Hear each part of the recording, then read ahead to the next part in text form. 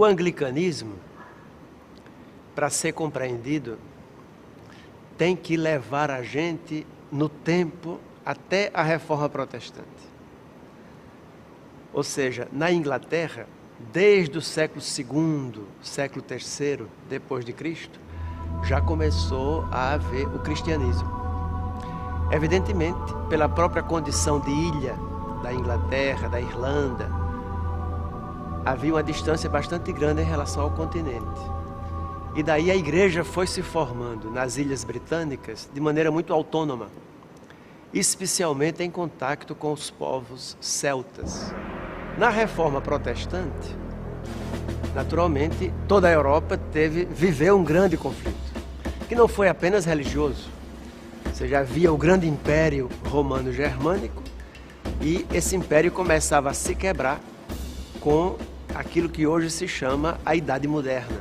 Como a Igreja Católica Romana, e tendo o Papa na sua presidência, era a grande patrocinadora religiosa do Império, para poder haver a quebra do próprio Império, precisava quebrar também a Igreja.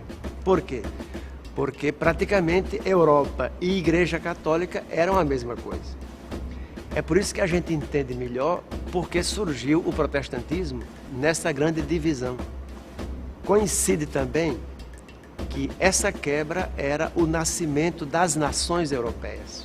Daí se explica como o protestantismo tomou vulto como quebra da unidade católica. E a Inglaterra está nesse processo. Consequentemente, não se tratou de criar uma nova religião na Inglaterra. Tratou-se de continuar a igreja cristã, só que agora, nesse novo momento de afirmação nacionalista. Ora, isso levou a que, no momento em que se quebrou a união com o Papa, começa a haver naturalmente uma associação entre aqueles que romperam a união. Por isso, o catolicismo inglês começa a se relacionar com a Alemanha luterana, com a Suíça calvinista, e começa a haver uma grande influência do protestantismo no catolicismo inglês. O grande projeto da rainha Isabel I, filha do rei que tinha rompido com o Papa, que era Henrique VIII, o grande projeto dela era continuar a Igreja Católica na Inglaterra, suficientemente aberta para acolher a tendência protestante que começava a se fortalecer. Até, inclusive, por um desígnio político de manter o trono sólido e em paz. Daí, então, nasce o que chamamos o anglicanismo, que é a manutenção da tradição católica com a aceitação de muitos elementos da Reforma Protestante. O nome antigo da Inglaterra, em latim, era Anglia. É daí que vem a palavra anglicano, anglicanismo, né? Ou seja, uma igreja que tem sua raiz no contexto inglês. No Brasil, o anglicanismo chega já no período do Império, por conta, como a gente sabe pela história, dos acordos comerciais e financeiros com o Império Britânico.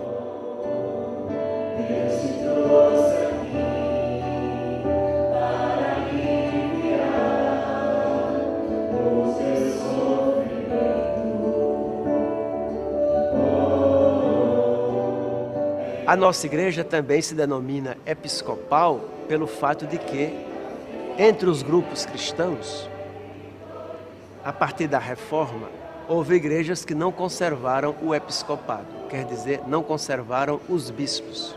O anglicanismo, como pretendia continuar guardando a herança católica, que já vem desde os primeiros séculos, então manteve o episcopado.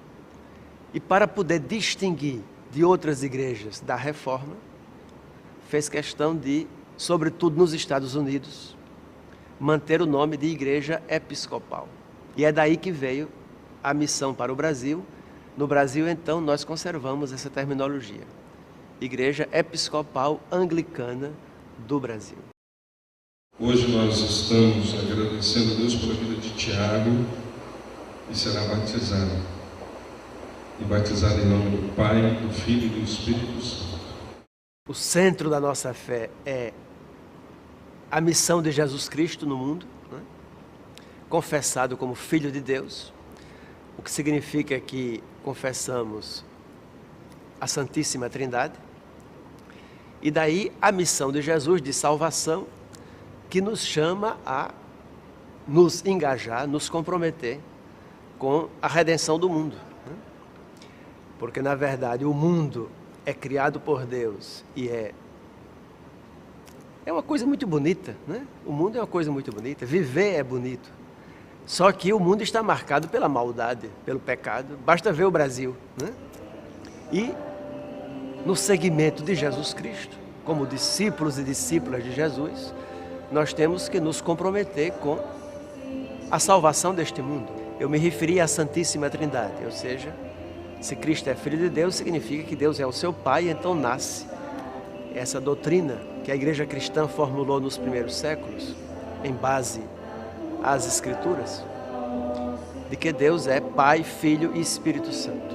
Evidentemente isso é um mistério, né, que nós nunca vamos compreender, mas qual é o sentido profundo desse mistério? E é por isso que o cristianismo é profundamente anti-individualista, né? Porque quando dizemos que Deus é Trindade, o que queremos dizer, na verdade, é que Deus é uma comunidade. Deus não é uma solidão de um, Deus é uma relação de mais de um. Ou seja, Deus é um coletivo.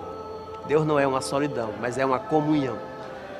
E esse é o princípio da vida e esse é o exemplo, é o modelo da vida. E é isso que nós pretendemos viver na igreja. Daí que no centro da igreja está a comunidade.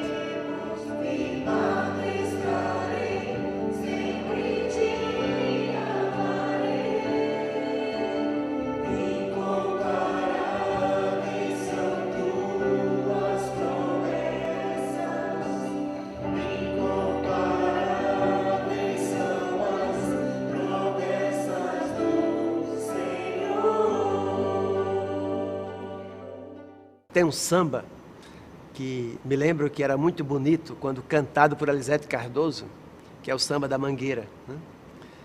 E nesse samba se diz assim: quem canta está como que chamando a gente a olhar a mangueira descendo do morro, a escola de samba.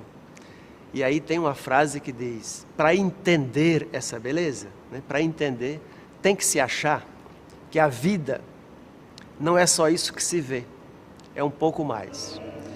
Que os olhos não conseguem perceber, que as mãos não ousam tocar e que os pés recusam pisar.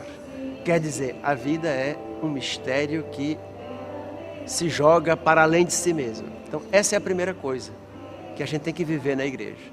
Celebrar a glória de Deus e nos reportar a esse mistério maior que nos pode humanizar. Porque se nós não nos jogarmos para cima e para frente e nos fecharmos em nós nos desumanizamos. Basta ver o que acontece com os ricos, poderosos, que se fecham em si mesmos e se tornam sempre mais desumanos. Porque tentam escravizar o resto da humanidade ao escravizarem a si próprios, à riqueza e aos seus próprios apetites desordenados, né? Então, essa é a primeira coisa. Por isso que, como é que a gente traduz isso? A gente traduz isso na liturgia. E procuramos fazer a adoração de Deus o mais bonita que podemos.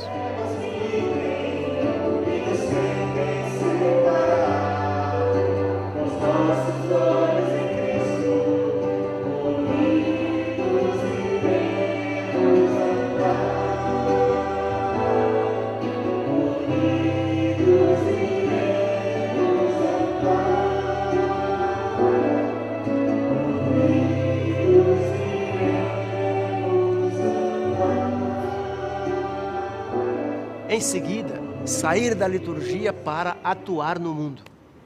Esse é o segundo elemento. A ação na base da fé pela salvação do mundo. Toda a atuação social e política da igreja. Essa é a segunda coisa.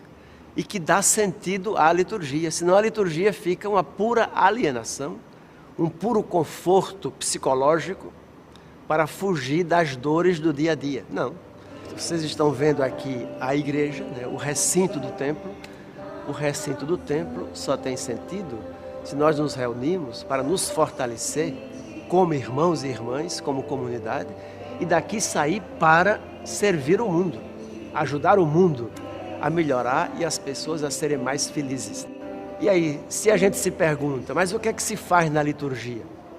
Evidentemente, como todas as igrejas cristãs, nós começamos pela pregação, pelo anúncio do Evangelho, ajudando as pessoas a perceberem qual é o caminho de Jesus. Mas o anúncio do Evangelho não é só falar de Jesus. O anúncio do Evangelho tem que ser, antes de tudo, o nosso próprio testemunho, o nosso modo de ser no mundo. No nosso testemunho também está incluído o serviço aos pobres, né? Porque num país como o Brasil, como é que podemos resistir ao fato de que a maioria da população é pobre e até miserável? Mas não simplesmente para dar alguma coisa, prestar uma assistência. O nosso trabalho é evangelizador, quer dizer, anunciar ao povo que Deus está com eles. E que eles, por isso, são gente. E por isso eles têm que se levantar. Em seguida, quando a gente se converte, se reúne na comunidade. E aí vem a celebração da liturgia. Começa com o batismo, como em toda igreja cristã.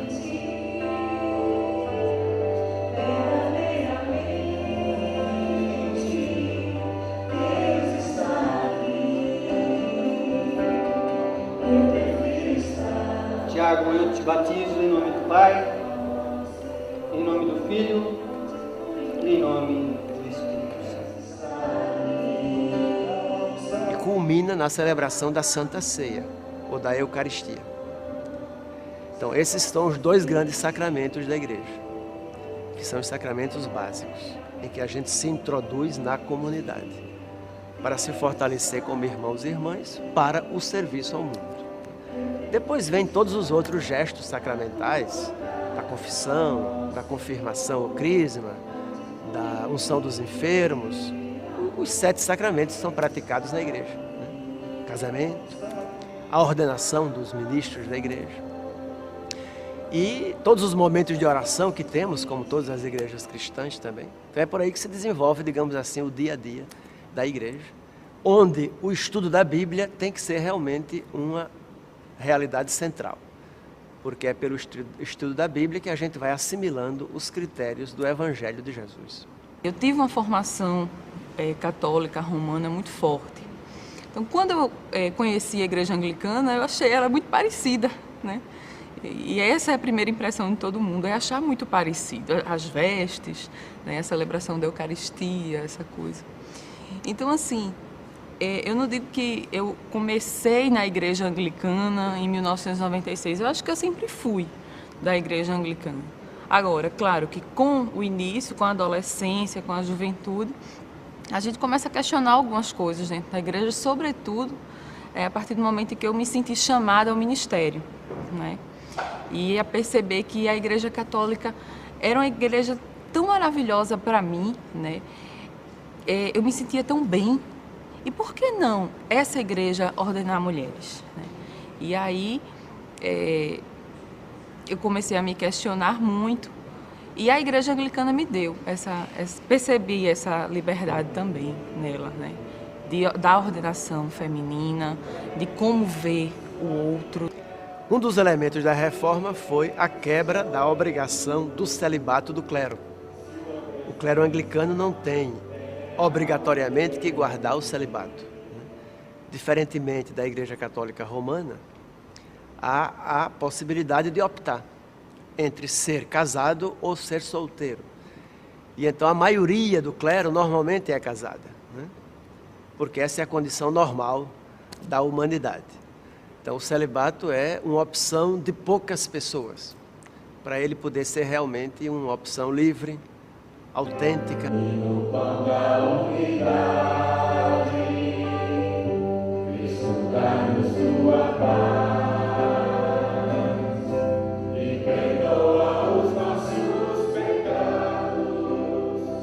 O anglicanismo é catolicismo e, ao mesmo tempo, elementos da reforma protestante. Daí, então, nós temos na igreja, digamos assim, duas faces complementares. Se alguém me pergunta, eu digo, nós somos católicos reformados. Ou somos ao mesmo tempo católicos e protestantes. Na verdade, na nossa igreja, catolicismo e protestantismo são complementares. O que a reforma protestante trouxe foi lembrar à igreja valores profundamente católicos que estavam esquecidos. Estavam tão esquecidos que foram vistos como anticatólicos. E a nossa igreja tem como pretensão mostrar ao mundo cristão, nós temos uma vocação ecumênica por excelência, mostrar ao mundo cristão que catolicismo e protestantismo não são contraditórios, mas são complementares. E é aí que entra, por exemplo, um tema como esse, das imagens. Porque na nossa igreja você naturalmente vai ter pessoas que são mais de tendência católica e outras que são mais de tendência protestante. E um terceiro grupo que diria que tentam sintetizar mais as duas, né? Ora, uma pessoa de tendência católica facilmente admite ter uma imagem, né? E isso é perfeitamente aceito e admitido dentro de uma igreja anglicana. Aqui vocês estão vendo que não temos apenas a cruz, inclusive sem a imagem do Cristo. Ou seja, isso é muito possível. O anglicanismo é muito diverso, já a partir desse fato de ser catolicismo e protestantismo em combinação. Para mim é um motivo assim de muita alegria, né? Porque a igreja anglicana é uma igreja extremamente inclusiva, né? Ela aceita as pessoas como elas são. E também a igreja anglicana, ela nos dá a oportunidade de sermos pessoas livres. Eu sou uma pessoa apaixonada pela proposta anglicana de igreja. Por quê? Porque ela me dá a possibilidade de viver ao mesmo tempo como católico, né? Guardando a herança da igreja, que já vem desde os primeiros séculos, mas ao mesmo tempo capaz de perceber que a reforma protestante teve grandes valores e especialmente foi um momento grandemente profético da igreja e ajudou a igreja a se purificar, a se reformar. E me parece que isso dá motivo suficiente para a gente querer viver, né? E querer lutar para que as pessoas sejam mais felizes, que é isso que importa. O anglicanismo no Brasil teve início em 1810, após a vinda da corte portuguesa ao Rio de Janeiro.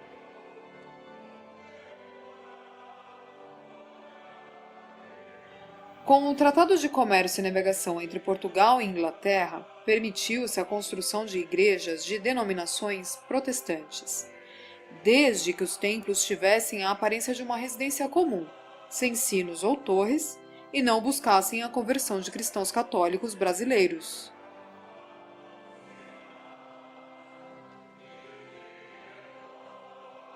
Desta forma, o primeiro templo construído por protestantes no Brasil foi a Igreja Anglicana, considerada também a primeira da América do Sul, na cidade do Rio de Janeiro.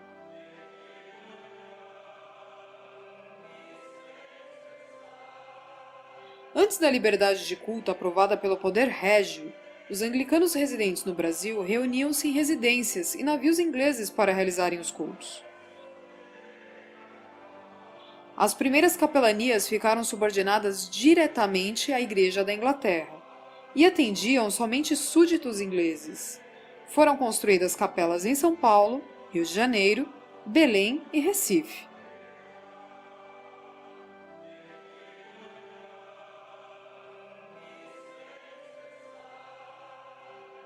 Em 1890, missionários estadunidenses, egressos do Seminário de Virgínia, chegaram ao Rio Grande do Sul, onde estabeleceram as primeiras comunidades brasileiras, subordinadas à Igreja Protestante Episcopal dos Estados Unidos da América.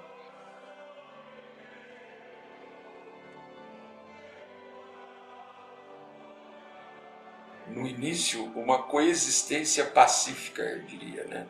Entre os que eram vindos da Inglaterra e os que vinham dos Estados Unidos, porque o princípio deles era diferente. Os da Inglaterra não procuravam evangelizar os brasileiros e os que vieram dos Estados Unidos vieram para evangelizar os brasileiros.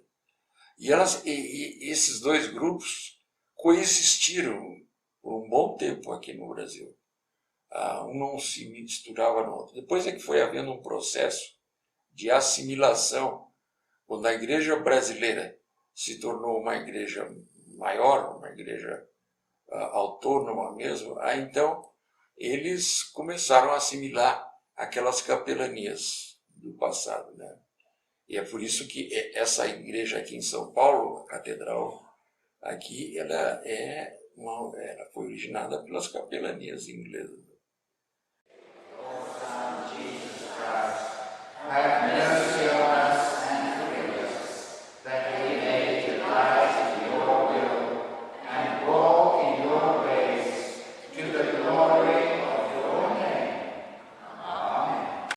A celebração em inglês é uma celebração muito tradicional inglesa. Então, as pessoas gostam dos momentos de silêncio. As músicas são bem diferentes das músicas brasileiras. E as pessoas gostam mais desse ambiente, não sei se eu posso falar mais espiritual, mas é uma celebração mais digno, refletivo, que as pessoas estão adorando. Então, por esse aspecto, eu acho que nós vamos continuar alguns anos ainda. Ainda em 1890, James Watson Morris e Lucy Lincoln Solving realizaram no dia 1º de junho a primeira celebração anglicana em língua portuguesa, na cidade de Porto Alegre. A missão norte-americana iniciou um processo de emancipação administrativa e financeira que durou dentre os anos de 1965 a 1982, formando assim, no Brasil, a 19ª província da Comunhão Anglicana, ligada à Sé da Cantuária, Inglaterra.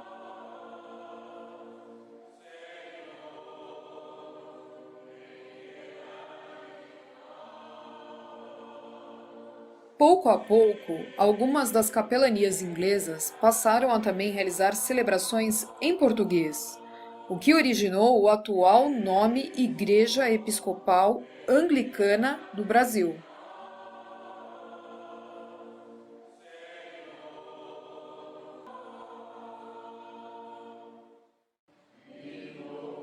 Em São Paulo, até 1923, mesmo após a abertura religiosa por parte do governo brasileiro, o Estado contava apenas com igrejas anglicanas sob jurisdições de bispos ingleses, as antigas capelanias.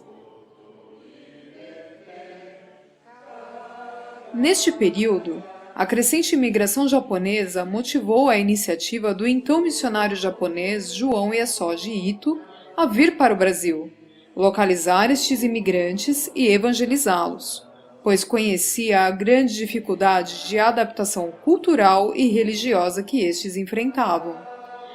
Das atuais 14 paróquias anglicanas da Diocese de São Paulo, 9 foram fundadas pelo Reverendo Ito, e até hoje muitas delas ainda realizam celebrações em língua japonesa para atender aqueles que possuem essa necessidade. 全能の神よ、あなたは一人の御子をしか蘇らせ。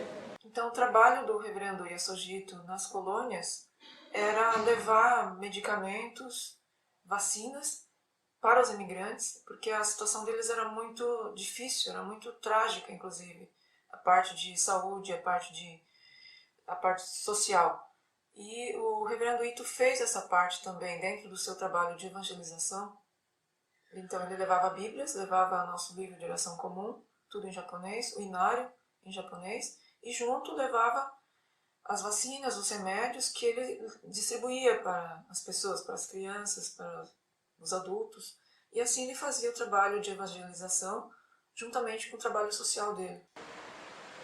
Na verdade, eu sou anglicana há 20 anos. Eu era católica romana, até que meu marido, passando na frente da Catedral Trinity em Nova York, ele entrou na igreja, pensando estar entrando numa igreja católica romana, e viu que uma mulher estava celebrando. E ele então assistiu à celebração e ficou muito emocionado. E aí, depois da celebração, ele ficou no banco, aí meditando um pouco, e um reverendo se aproximou dele e encaminhou ele para Botafogo, que é a nossa paróquia de origem. E daí, nós já entramos na anglicana e estamos até hoje, isso já fazem 20 anos. Eu gosto da anglicana porque aqui nós podemos ser nós mesmos. É a nossa relação com Deus, é íntima e pessoal, e nada interfere, nada é proibido nesse sentido assim de você ser o que você é. Você tem liberdade para ser o que você é e mesmo assim ser acolhida nos braços da comunidade e, consequentemente, nos braços de Deus. Assim como nas demais denominações cristãs, os ministérios ordenados são o diaconato, o presbiterado e o episcopado. No anglicanismo não existe a figura do Papa, e sim o arcebispo de Cantuária, que representa um símbolo de unidade, mas que, ao contrário do representante católico, apenas faz recomendações e não determinações. Em cada uma das 43 províncias da comunhão anglicana, existe um bispo primaz.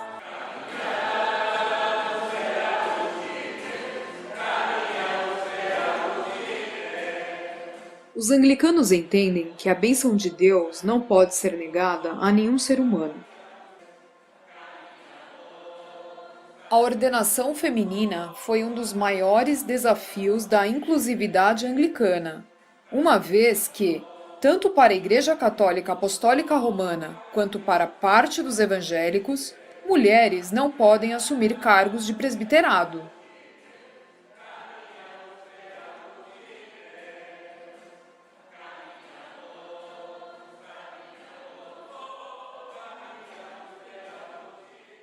Num contexto da década de 80, que a igreja não estava assim pensando em ordenar mulheres, porque nós tínhamos um bispo primaz na igreja que não aceitava a ordenação feminina.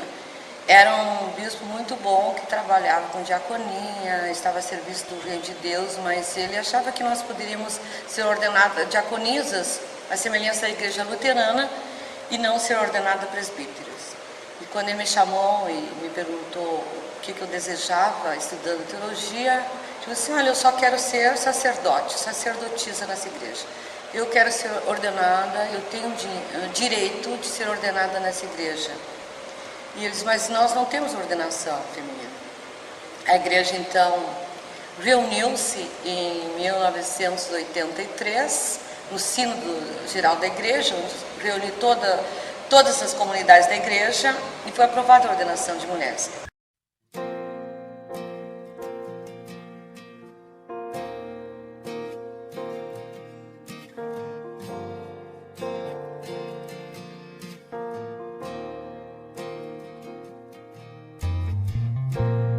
Deus mais uma vez segura em minha mão, minha alma aflita pede tua atenção. Cheguei no nível mais difícil até aqui, me ajude a concluir. Quando penso que estou forte e fraco eu estou, mas quando reconheço que sem ti eu nada sou, alcanço os lugares impossíveis. Me torno um vencedor, estou sentindo minhas forças indo embora, mas tua presença me renova nessa hora. Vem, Senhor, vem, vem, Senhor, e me leva além. Eu acho que a igreja anglicana, pela sua própria natureza, ela é uma igreja ecumênica.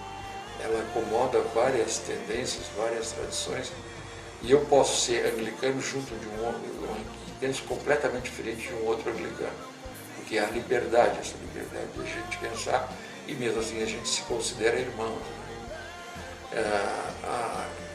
Então, o que eu diria é isso. Eu acho que essa, a meu ver, é a grande contribuição do anglicanismo para o cristianismo, né?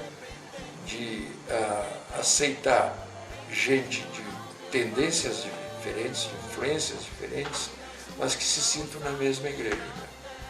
E eu acho que isso é uma antevisão, eu poderia dizer, da igreja do futuro, um dia quando os cristãos deixarem as suas características particulares e se unirem, não precisa deixar completamente, mas se unirem a outros cristãos para desenvolverem o que é a função fundamental do cristianismo, quer dizer, é a de trazer reconciliação ao mundo dividido. Eu acho que é isso. Consigo ser perfeito, vem Senhor, vem.